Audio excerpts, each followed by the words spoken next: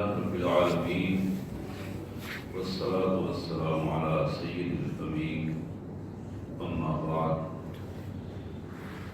أعوذ بالله من الشيطان الرجيم بسم الله الرحمن الرحيم قل يا عبادي الذين أسرفوا على أنفسهم لا تقنطوا من رحمة الله إن الله يغفر الذنوب جميعا إنه هو الغفور الرحيم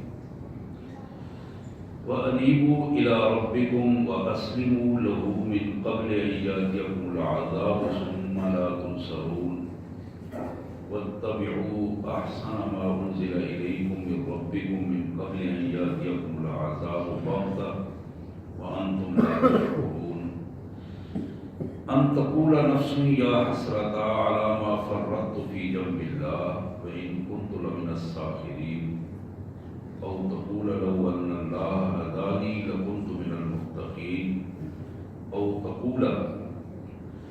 أو تقول حين ترى العذاب لو أن لي كرة فأكون من المحسنين بلى قد جاءتك آياتي فكذبت بها واستكبرت وكنت من الكافرين ويوم القيامة ترى الذين كذبوا على الله وجوههم مسودة أليس في جهنم مثوى للمتكبرين وننجي الله الذين اتقوا بمفازاتهم لا يمسهم السوء ولا هم يحزنون الله خالق كل شيء وهو على كل شيء وكيل له مقاليد السماوات والأرض والذين كفروا بآيات الله أولئك هم الخاسرون آمنت بالله صدق الله العظيم وكما قال الله تبارك وتعالى في الكلام المجيد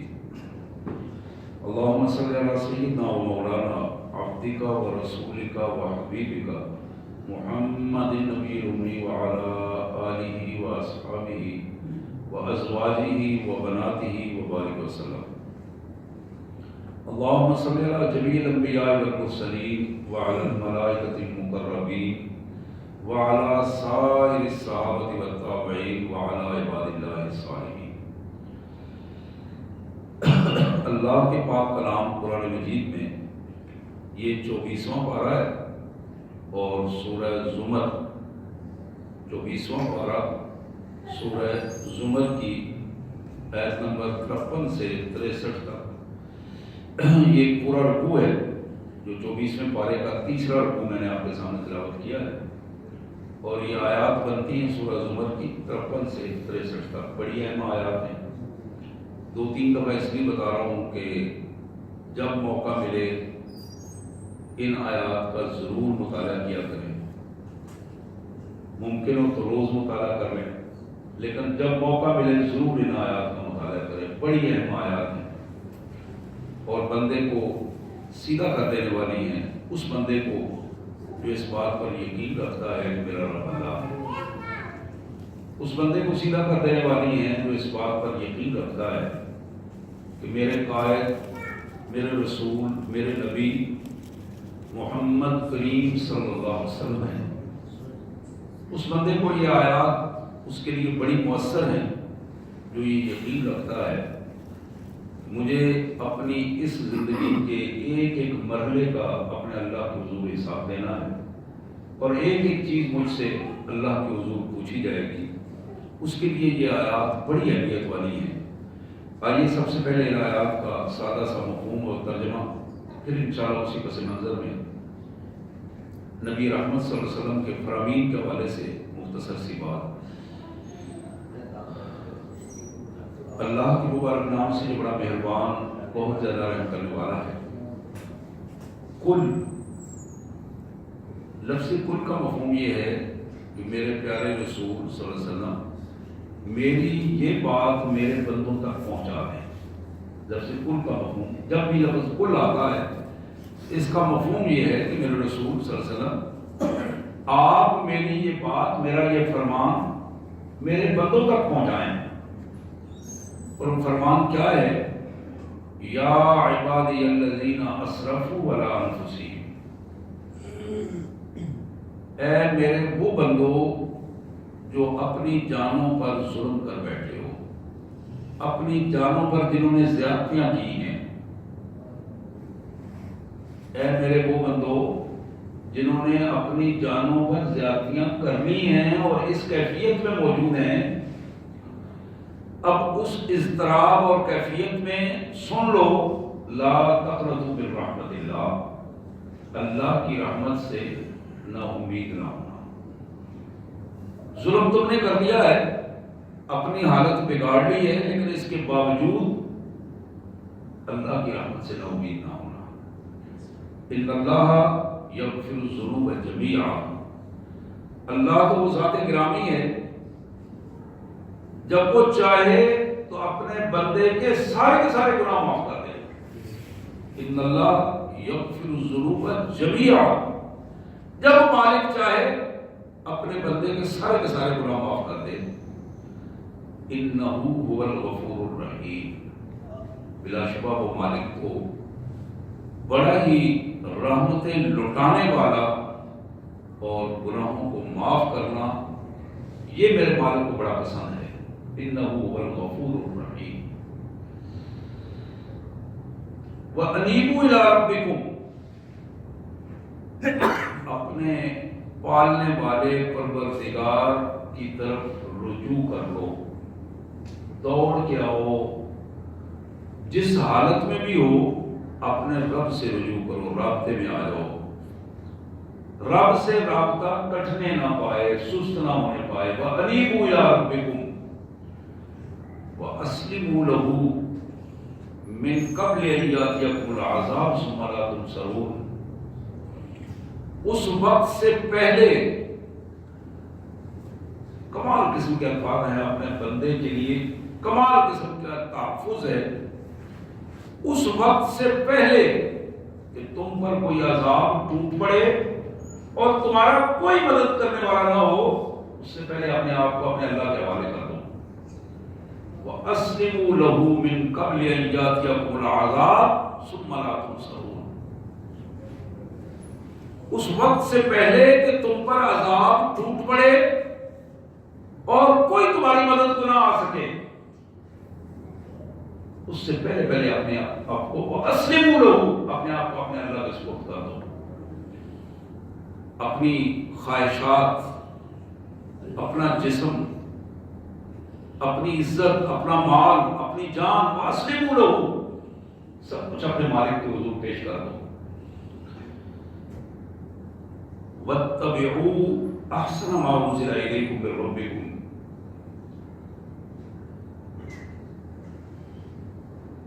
اللہ نے اپنا کلام جو تمہاری طرف نازل کیا ہے، خوبصورت کلام، خوبصورت نظام زندگی، اس کے مطابق اپنے آپ کو ڈھال لو۔ من قبل ان یاتیکم العذاب بغتہ وانتم لا تشعرون، اس وقت سے پہلے کہ اچانک تم پر عذاب ٹوٹ پڑے اور تمہیں اس کی ادراک بھی نہ ہو، اس کا سوچ بھی نہ تمہارے آئے، تمہیں پتہ ہی نہ ہو، اور اس پتہ نہ ہونے کی کیفیت میں تم پھنس جاؤ، اس وقت سے پہلے اپنے آپ کو قرآن سے وابستہ کر لو، قرآن کے مطابق اپنے آپ کو اٹھا دو۔ وَاتَّبِعُوا أَحْسَنَ مَا أُنزِلَ إِلَيْكُم مِّن رَّبِّكُم، اللہ کی 3 چیزیں بتائی گئی ہیں، اور اس کے بعد پھر 3 ہی چیزیں ہیں، ذرا ان پہ بھی غور کیجیے۔ ان تقول نفس یا حسرۃ علی ما فرطت فی جنب اللہ وان کنت لمن الساخرین،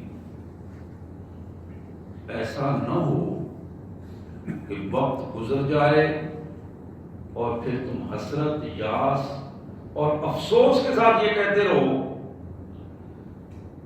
کاش کہ میں اللہ کے معاملے میں افراط و تفریط کا شکار نہ ہوتا، اور آج میں ان حالات میں نہ ہوتا اگر میں دنیا میں اللہ اور اللہ کے رسول اور اللہ کی کتاب کو مذاق اور استہزاء کا نشانہ نہ بناتا۔ کاش ایسا نہ ہوتا۔ دوسری بات، ان تقول لو ان اللہ ہدانی لکنت من المتقین.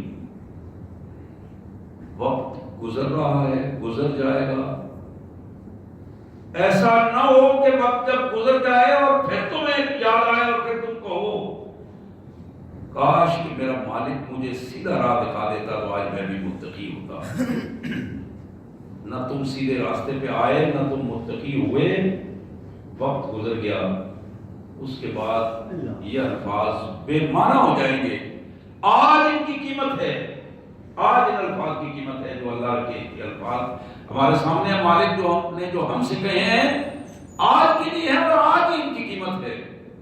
پھر ایک وقت جب گزر جائے گا تو ان کی قیمت پھر آگے جا کے وصول ہوگی. او تقول حین تری العذاب لو ان لی کرۃ فاکون من المحسنین. یہ تیسری بات ہے. یا پھر تم اس وقت کے جب وقت گزر جائے، تمہارے ہاتھوں سے معاملہ نکل جائے، تم کچھ نہ کر سکو، تو پھر تم یہ الفاظ کہو لو ان لی کرۃ، کاش کہ ایک موقع مجھے اور دے دیا جائے، ایک دفعہ دنیا میں ایک موقع دے دیا جائے. اگر ایک موقع مجھے مل گیا تو میں اپنے آپ کو بہترین نیکیوں سے بھر کر تیرے حضور مالک لے آؤں گا، صرف ایک موقع دے دے. لیکن وقت گزر چکا ہوگا، صلاحیتیں ختم ہو چکی ہوں گی، دفاتر ریکارڈ بند ہو گیا ہوگا، کوئی چیز اس ریکارڈ میں نہ جا سکے گی، نہ ہاتھ نکل سکے گی. اب یہ تین ہی چیزیں پہلے تھی، تین ہی اس کے جواب کے طور پر مالک نے ہمارے سامنے رکھی، اور پھر اس کے بعد ان تینوں چیزوں کا جواب دیا. بلا قد جاءت کا آیاتی، عرش عظیم کا مالک، ساری قوتوں کا مالک، عرش عظیم کا مالک، ساری قوتوں کا مالک، وحدہ لا شریک، مالک الملک، اپنے بندوں کو اس دن جو انہی حالات میں سامنے کھڑے ہوں گے، اللہ فرمائے گا قد جاءت کا آیاتی، میرے احکامات تیرے پاس آئے تھے، تو جانتا ہے کہ تجھے سنائے گئے تھے، تیرے علم میں آئے تھے اور تیرے سامنے وہ موجود تھے. فَكَذَّبْتَ بِهَا، تو نے ان کو مانا نہیں، جھٹلا دیا. زبان سے جھٹلایا یا عمل سے جھٹلایا، لیکن تم نے تکذیب کی. تو بکھر گیا تھا اپنی خود ساختہ اس سٹیٹس اور مرتبے کے حوالے سے، بکھر گیا تھا. تو ان چند نعمتوں پر جو عارضی طور پر ہم نے تمہیں دی تھی، تمہارے پاؤں زمین پر نہیں لگ رہے تھے، تم انسان کو انسان نہیں سمجھتے تھے. فَكَذَّبْتَ بِهَا، تم نے جھٹلانے کی کوشش کی، مجھے بھی، میرے احکامات کو بھی. وَاسْتَكْبَرْتَ، جب تکذیب کے بعد ایک اور الفاظ ہے وَاسْتَكْبَرْتَ، نعوذ باللہ، تم نے مجھ سے اپنے آپ کو بڑا بنا کر پیش کرنے کی کوشش کی. تکبر کیا تم نے؟ استکبار، اپنے آپ کو جھوٹا انسان جو نہ ہو وہ بنا کر پیش کر رہا ہے. وَاسْتَكْبَرْتَ، تو نے اپنے آپ کو بڑا بنا کر پیش کرنے کی کوشش کی. میرے حکم کے مقابلے میں تم نے اپنے آپ کو بڑا بنا کر پیش کرنے کی کوشش. وَكُنْتَ مِنَ الْكَافِرِينَ، تو پھر ہمارے ریکارڈ میں تم کافروں میں سے ہو گئے. اللہ اس جواب کے بعد اللہ تعالیٰ نے دو رزلٹ بتائے. بات ہمیں سمجھ آئے یا نہ آئے، بڑی بات واضح ہے. میرے لیے بھی اسی طرح واضح ہے، آپ میں سے ہر شخص کے لیے واضح ہے. ہماری ماؤں بہنوں جہاں تک یہ آواز جا رہی ہے، ہر مسلمان جو کلمہ پڑھتا ہے، یہ دو الفاظ ہے اس کے کان میں، اپنے اثرات مرتب کر رہے ہیں، وہ اپنے آپ کو تبدیل کرے یا نہ کرے. بلا قد جاءت کا آیاتی، میرے احکامات تیرے پاس آئے. فَكَذَّبْتَ بِهَا، تو نے انہیں جھٹلا دیا. وَاسْتَكْبَرْتَ، اور تو نے اپنے آپ کو بڑا بنا کر پیش کیا. وَكُنْتَ مِنَ الْكَافِرِينَ، ہمارے ریکارڈ میں تم کافر ہو گئے. تم اپنے آپ کو جو مرضی سمجھتے رہو, تم اپنے آپ کو بڑا متقی محسن سمجھتے رہو. وَكُنْتَ مِنَ الْكَافِرِينَ, ہمارے ریکارڈ میں تم کافروں میں ہو گئے. اب اس کا رزلٹ جو میں نے عرض کیا, دو رزلٹ ہوتا ہے. پہلا رزلٹ کیا ہے؟ وَيَوْمَ الْقِيَامَةِ تَرَى الَّذِينَ كَذَبُوا عَلَى اللَّهِ وُجُوهُهُمْ مُسْوَدَّةٌ. یہ جو کاذب ہیں, اللہ کے احکامات کو جو جھٹلانے والے ہیں, قیامت کے دن تم دیکھو کہ وجوہہم مسودہ, ان کے چہرے بدنما کالے ہو جائیں گے. کسی کو ایک دفعہ سے زیادہ ان کو دیکھنے کی ضرورت نہیں ہوگی, اتنے بدنما چہرے ہوں گے. وجوہہم مسودہ, وجوہہم مسودہ. دوسرا رزلٹ بتایا, الیس فی جہنم مثوی للمتکبرین. پہلا رزلٹ ہے تکذیب آیات کا, اللہ کے احکامات کو جھٹلانے کا رزلٹ یہ ہوگا کہ ان کے چہرے بدنما اور کالے سیاہ ہو جائیں گے. اور دوسرا رزلٹ متکبر ہونے, جس نے اپنے آپ کو بڑا بنا کر پیش کیا. الیس فی جہنم مثوی للمتکبرین, جو ہمارے سامنے, ہمارے حکم کے سامنے اپنے آپ کو بڑا بنا کر پیش کرتا, کیا بھڑکتی ہوئی آگ کے علاوہ اس کا کوئی ٹھکانا ممکن ہے؟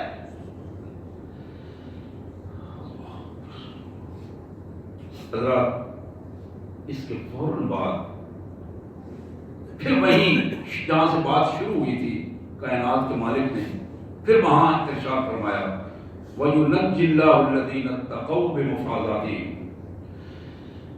اللہ تعالیٰ اپنے متقی بندوں کو, اللہ تعالیٰ اپنے متقی بندوں کو نجات بھی عطا فرمائیں گے اور کامیابیوں سے سرفراز بھی فرمائیں گے.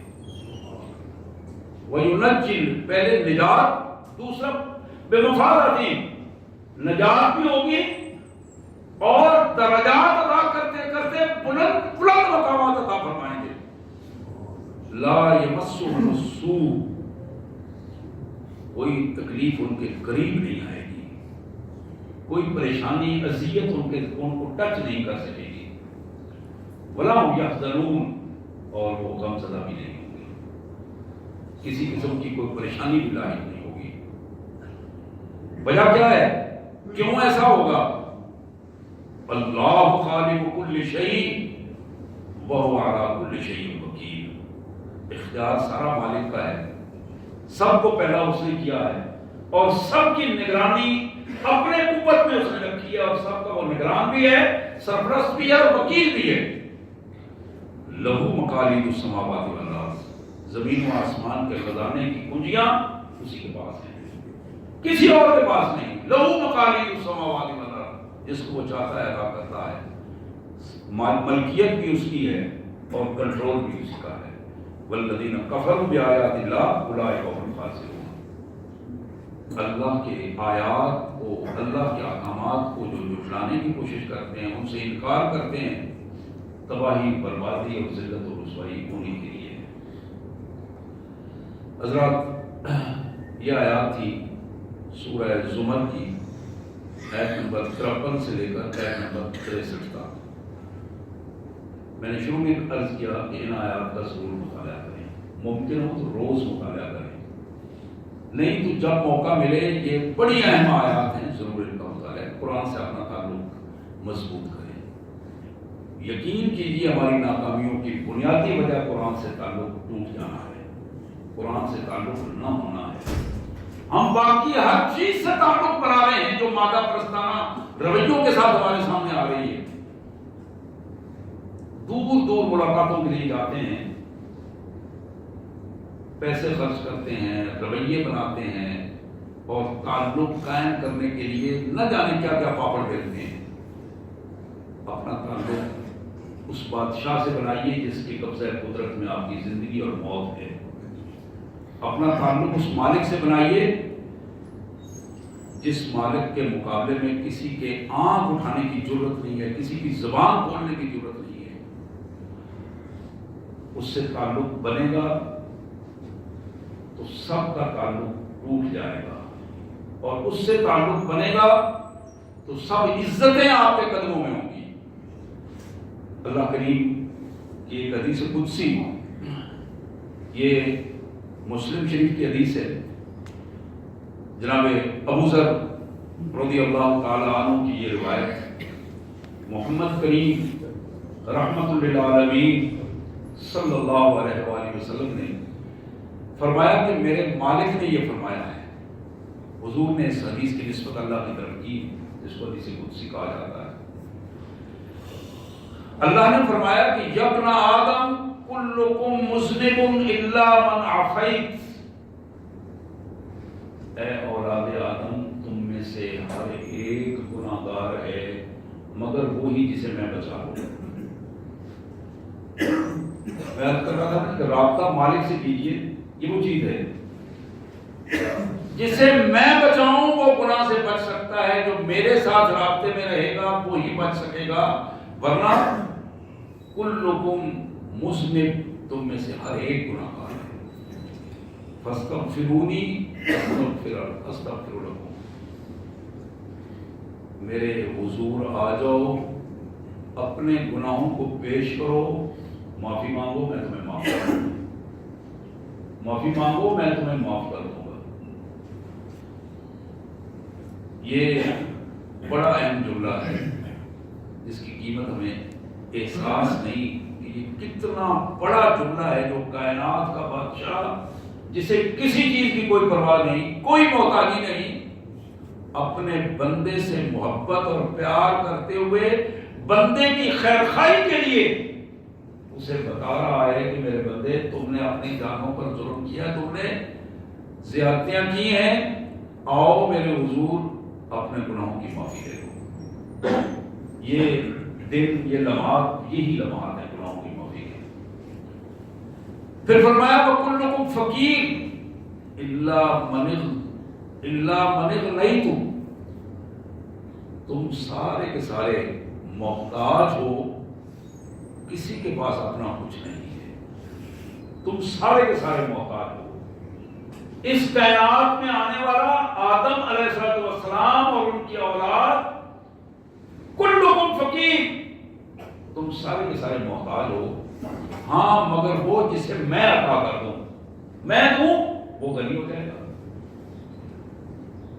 فاسألونی اعطکم، مجھ سے مانگو میں تمہیں دوں گا،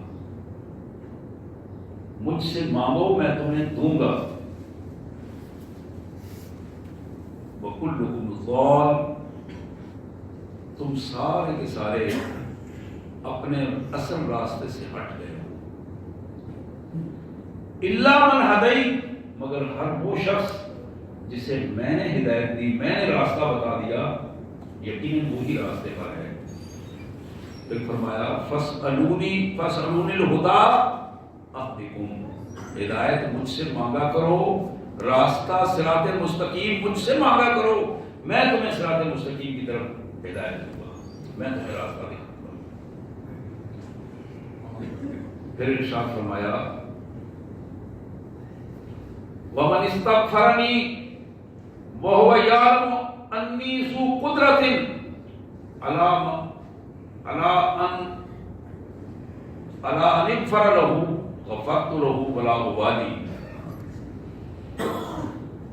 جس شخص نے مجھ سے اپنے گناہوں کی معافی مانگ لی اس کیفیت میں اس کے ذہن میں یہ بات موجود ہے کہ میں وحدہ لا شریک ہوں، طاقتور ہوں، اور میری قوت کے مقابلے میں کوئی قوت نہیں ہے، ذو قدرہ مجھے سمجھتے ہوئے اس نے میرے حضور اپنے گناہوں کو پیش کیا، معافی مانگی، غفرت لہ ولا ابالی، میں اس کے سارے گناہ معاف کر دوں گا، مجھے اس کی کوئی پرواہ نہیں ہے، کوئی پوچھنے والا نہیں، کسی کی ضرورت نہیں کہ کوئی بات کر سکے، ولا ابالی۔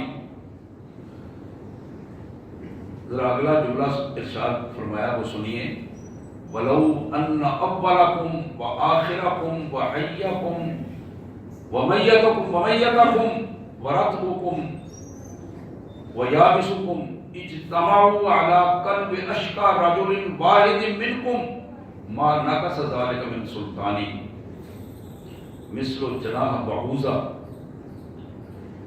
تم میں سے اگر کوئی شخص اپنے دل میں شقاوت کی، بدبختی کی انتہا لے آئے. جتنے پہلے گزرے ہیں، جتنے بعد میں آنے والے ہیں، جتنے زندہ ہیں، جتنے مردہ ہیں، ان سب کی جتنا تری میں ہے، جتنا خشکی میں ہے، یہ ساری شقاوتیں، بدبختیاں اگر اپنے دل پر لے کر وہ شخص آ جاتا ہے، یاد رکھو اس کی شقاوت، اس کی بدبختی میری سلطنت میں ذرہ برابر کوئی نقص پیدا نہیں کر سکتی، چاہے وہ پوری کائنات کو اکٹھا کر کے لے آئے. اور ایک مچھر کے پر کے برابر بھی میری کائنات میں کوئی کمی اور کوئی نقص پیدا نہیں ہوگا.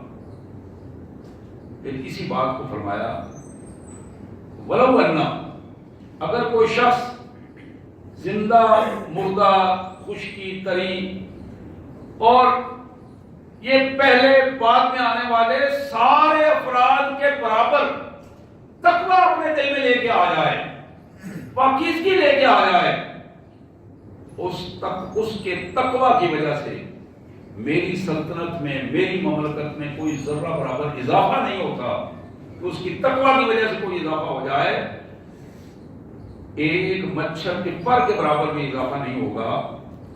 تو پھر فرمایا وَلَوْ أَنَّ سَأَلُونِي، تمہاری اس کائنات میں بسنے والے جتنے لوگ ہیں، ہر ایک اپنی مرضی اور اپنی ضرورتوں سے بڑھ کر مجھ سے مانگنا شروع کر دے، اور میں ایک ایک فرد کی ساری ضرورتیں، اس کی مانگی ہوئی ایک ایک چیز اس کو دے دوں، میرے خزانے میں ذرہ برابر فرق نہیں پڑتا. اتنا بھی کہ بہتے سمندر میں ایک سوئی ڈبو کر نکالنے، اس کے برابر بھی میرے خزانے میں کوئی فرق نہیں پڑتا. کیوں؟ وَذَلِكَ أَنِّي جَوَّادٌ أَنِّي مَاجِدٌ أَنِّي وَاحِدٌ، اس لیے کہ میں اپنے خزانوں کو لٹانے والا ہوں، اس لیے کہ میں وحدہ لا شریک ہوں، اس لیے کہ کائنات میں صرف میں ہی وہ ہوں جسے تعریف کا حق ہے. یہ اگلا جملہ بڑا اہم جملہ ہے. عطائی کلام و عذابی کلام، اللہ نے فرمایا کہ میرے بارے میں بڑا محتاط رہنا میرے بندو. میری تمہاری ایک بات تمہیں کامیابیوں کے زینے چڑھا سکتی ہے، اور تمہاری ایک ہی بات تمہیں عذاب اور ذلت کے اتھاہ گہرائیوں میں گرا سکتی ہے. اللہ وحدہ لا شریک کے حوالے سے بات کرتے ہوئے بڑا محتاط رہنا اور اپنے آپ کو ہوش و حواس میں رکھنا. اللہ فرماتے ہیں انما امری لشیء اذا اردته ان اقول له کن فیکون. اور یہ بات آپ نے ذہن میں رکھو، جب کسی معاملے میں ارادہ کر لیتا ہوں، اس کے لیے صرف ایک ہی بات ہے کہ میں اس کو حکم دیتا ہوں کہ وہ ہو جا، اور وہ ہو جاتا. سبحان اللہ و بحمدہ، سبحان اللہ العظیم و بحمدہ، نستغفر اللہ. یا کریم یا رحم الراحمین یا ذی الجلال والاکرام. حضرات، میں عرض کر رہا تھا، یہ دن، یہ لمحات اللہ سے رابطہ کرنے کے لمحات ہیں. ہم بہت تھوڑا عمل کر کے اپنے آپ کو بہت بڑا سمجھنا شروع کر دیتے ہیں. یہی ہماری کمزوری کی علامات ہیں.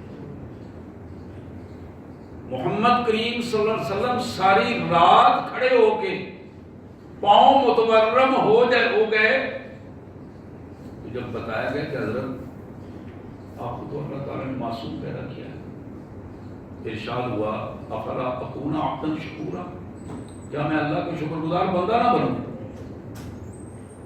ابوبکر صدیق ساری رات روتے ہوئے یہ الفاظ کہہ دیں، الہی عبدک العاصی عطاکا مکرم بالذنوب وقد دعاکا، مالک تیرا اقراری مجرم بندہ تیرے حضور حاضر ہو گیا ہے، میرے گناہوں کو معاف کر دے۔ عمر فاروق روزانہ رات کو بستر پر بیٹھنے سے پہلے رو رو کر اپنے اللہ سے اپنے گناہوں کی معافی مانگیں اور یہ عرض کریں کہ مالک مجھے اگر برابر سرابر چھوڑ دیا جائے تو میرے لیے یہ بہت بڑی سعادت ہوگی۔ عثمان غنی کے آنسو نہ رکیں، علی المرتضیٰ کے تقوی کی پوزیشن زیادہ سے زیادہ ہو لیکن اس کا اظہار نہ کر سکیں۔ حضرات ایک ایک چیز، اور ہماری پوزیشن یہ ہے کہ اگر ہم نے تھوڑا سا عمل ہم کر لیں تو ہم اپنے طور پر مطمئن ہو جاتے ہیں کہ اب جنت میری ہے، اب اس کے بعد مجھے کوئی عمل کرنے کی ضرورت نہیں۔ یہاں یہی وہ بنیادی نقطہ ہے کہ اپنے اللہ سے رابطہ کمزور نہ ہونے پائے، رابطہ ٹوٹنے نہ پائے، اور یہ انہی بنیادوں پر ہماری قومی اور انفرادی حالت بڑی دیگرگوں ہو گئی ہے، پریشانیاں بڑھتی جا رہی ہیں۔ ہم ان پریشانیوں کا مادی حل ڈھونڈ رہے ہیں، مادی حل ڈھونڈ رہے ہیں کہ ایسا کیوں ہے، اس کو کیسے ہم ٹھیک کریں۔ یہ بات بالکل بجا ہے، مادی حل ضرور تلاش کرنا چاہیے، لیکن سب سے پہلے اپنے مالک سے رابطہ کریں جس کی طرف سے یہ سب کچھ ہو رہا ہے، جس کے پاس عزت اس کے پاس ہے، ذلت اس کے پاس ہے، وہی عطا کرنے والا ہے اور وہی روک لینے والا ہے۔ حضرات یہ حدیث مبارک جو میں آپ کے سامنے رکھنا چاہوں گا، یہ ابو داؤد کی حدیث ہے، سنن ابو داؤد، جناب عبداللہ بن عباس رضی اللہ تعالیٰ عنہ کی روایت، من لزم الاستغفار جعل اللہ له من كل ہم فرجا ومن كل ضیق مخرجا ورزقه من حیث لا یحتسب، او کما قال رسول اللہ صلی اللہ علیہ وسلم۔ جس شخص نے اللہ سے معافی مانگنا اپنی روٹین بنا لی، دل سے الفاظ بار بار نکال رہا ہے، نمازوں کے بعد بھی جہاں کہیں اپنا کام کر رہا ہے وہاں بھی استغفر اللہ مجھے معاف کر، یہ الفاظ استغفار کے زبان سے نکالتا ہے اور پوری یکسوئی کے ساتھ نکالتا ہے کہ یا اللہ میں گناہگار ہوں مجھے معاف کر دے، بے عزتی کے ساتھ نہیں۔ اللہ کے رسول فرماتے ہیں 3 فائدے ہوں گے اس کو۔ سب سے پہلا فائدہ یہ ہوگا کہ اللہ تعالیٰ اس کے غم کو ختم کر دیں گے، جتنی اس کی پریشانیاں ہیں استغفار کی وجہ سے اللہ تعالیٰ اس کی پریشانیوں کو دور فرمائیں گے، اور پھر جہاں کہیں وہ دنیاوی انداز میں پھنس جائے گا اس کی اس پھنسی ہوئی کیفیت کو اللہ تعالیٰ وسعتوں میں بدل دیں گے، اس کے لیے آسانیاں پیدا کر دیں گے، اور اس کو ایسی جگہ سے رزق ملے گا جہاں سے اس کی سوچ بھی نہ تھی کہ جہاں سے رزق ملے گا۔ اور ایک اور حدیث میں اللہ کے رسول صلی اللہ علیہ وسلم نے فرمایا طوبیٰ لمن وجد فی صحیفته استغفار کثیر، قیامت کے دن جس بندے کے نامہ اعمال میں زیادہ سے زیادہ اللہ سے معافی مانگنے کا رویہ درج ہوا، استغفار جس کے نامہ اعمال میں زیادہ ہوا، اس کے لیے خوشخبری ہے، اس کے لیے خوشخبری ہے، اللہ تعالیٰ کے ہم اس کی معافی کی توقع ہو سکتی ہے۔ نبی محترم صلی اللہ علیہ وسلم نے فرمایا من سرہ ان یستجیب اللہ له عند الشدائد فلیکثر من الدعاء فی الرخاء۔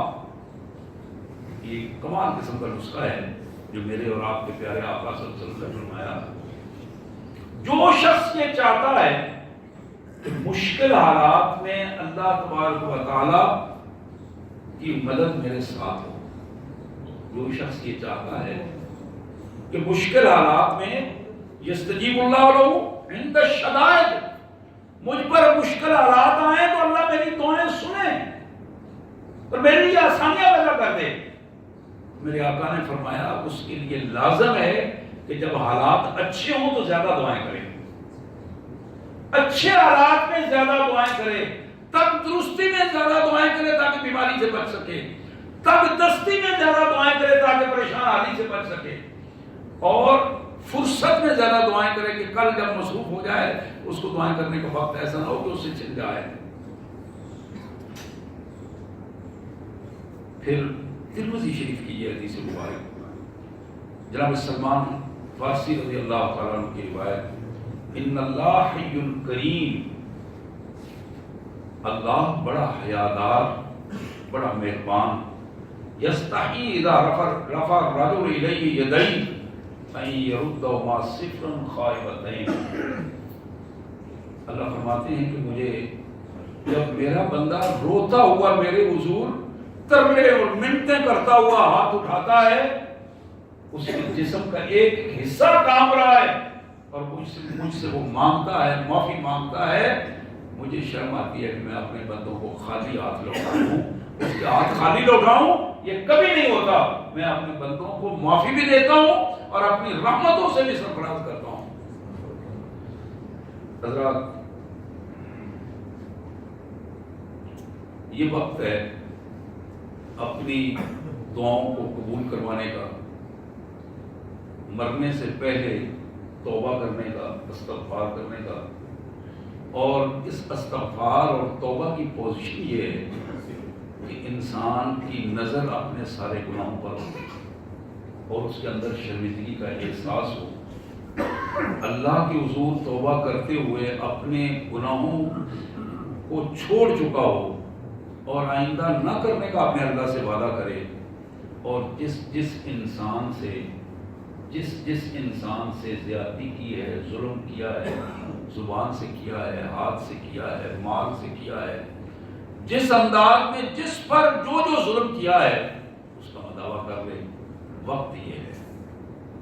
وقت یہ ہے انسانی نفس اسے ضرور بتائے گا کہ تم چھوڑو یہ باتیں سننے سنانے والی باتیں ہیں, لیکن یہ کہانی بڑی عجیب ہے. دنیا میں ہی اسے اس کا ادراک ہو جاتا ہے, لیکن اس وقت ہوتا ہے جب وہ کر کچھ نہیں پا سکتا. جب کچھ کر سکتا ہے پھر اس کا نفس اسے کرنے نہیں دیتا. اب وقت ہے میرے لیے بھی, آپ کے لیے بھی, بہنوں کے لیے بھی, ماؤں کے لیے بھی, بیٹیوں کے لیے بھی, بچوں کے لیے بھی, نوجوانوں کے لیے بھی, اپنا وقت ضائع نہ کریں.